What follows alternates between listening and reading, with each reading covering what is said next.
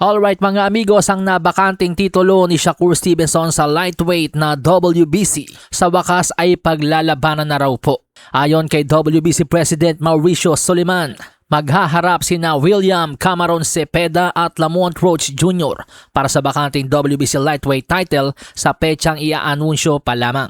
Kadalasan ang ginagawa ng mga sanctioning bodies kapag nabakante ang titulo sa isang dibisyon pero may interim champion, kadalasan ito ay kanilang ine-elevate o ina-upgrade bilang isang full champion. So balit hindi ganito ang nangyari sa WBC lightweight interim champion na si Javier Herrera.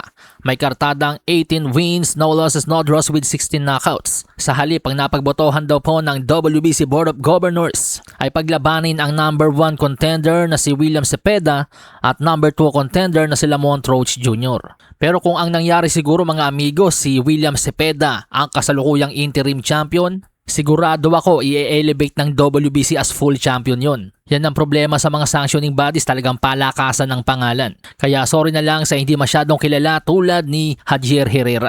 Natural, mas prioridad ng WBC yung mga laban na mas magkakakwarta sila.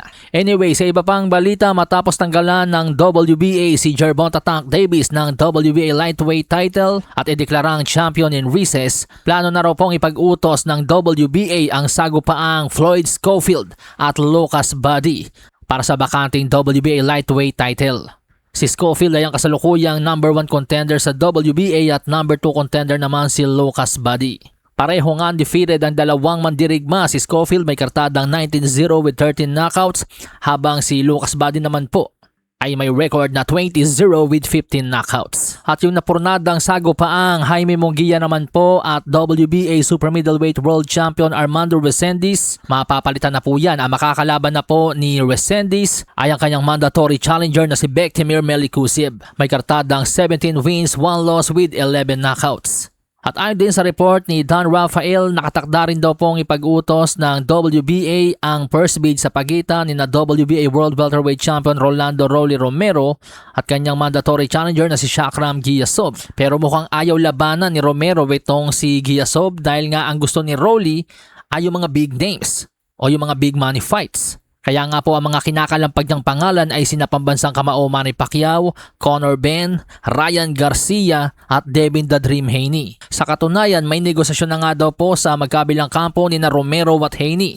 Bagamat posible pa rin matuloy ang sagupaang Romero at Haney, pero baka ang kahinatnan nito ay matanggalan po ng WBA belt itong si Romero kapag hindi niya sinunod ang pinag-uutos ng WBA na labanan ng kanyang mandatory challenger na si Shakram Giyasov. Dahil alalahanin po natin ang tagal ng mandatory challenger nitong si Giyasov. At si Rolly Romero naman ang tagal din ng ibinigay na palugit sa kanya ng WBA.